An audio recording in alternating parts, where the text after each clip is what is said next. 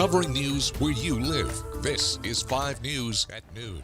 Well, thank you so much for joining us today on your 5 News at Noon. I'm sure a lot of us this morning woke up to some storms. You're taking a look at some of that storm damage that we saw earlier this morning. This is at the Northwest Arkansas Mall, where high winds actually blew over this tent.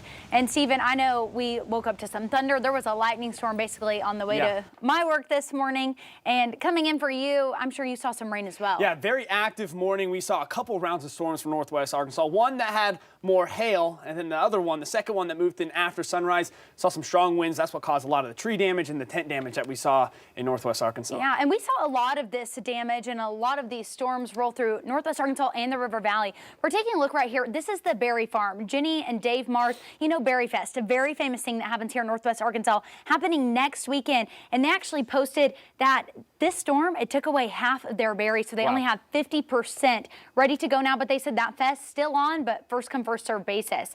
And then we take a look at some of the stuff right here, Stephen.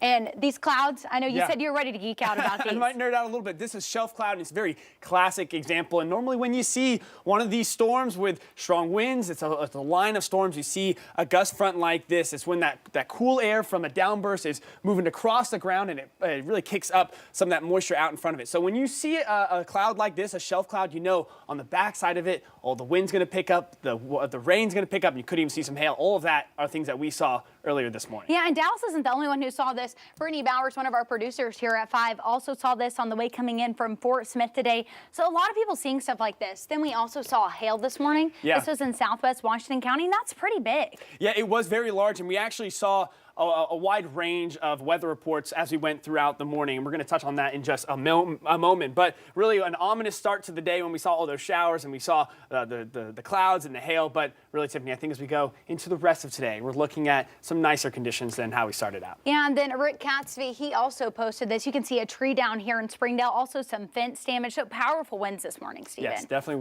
were powerful. But hey, outside right now, really looking much nicer, Tiffany. Looking much nicer. Yeah, definitely. And here was our last one from Colton Hoffman. He also had some trees down in Springdale. So again, we saw all across the board, but we know that y'all been tracking it, and we'll continue to do so if we see anything else today. Yeah.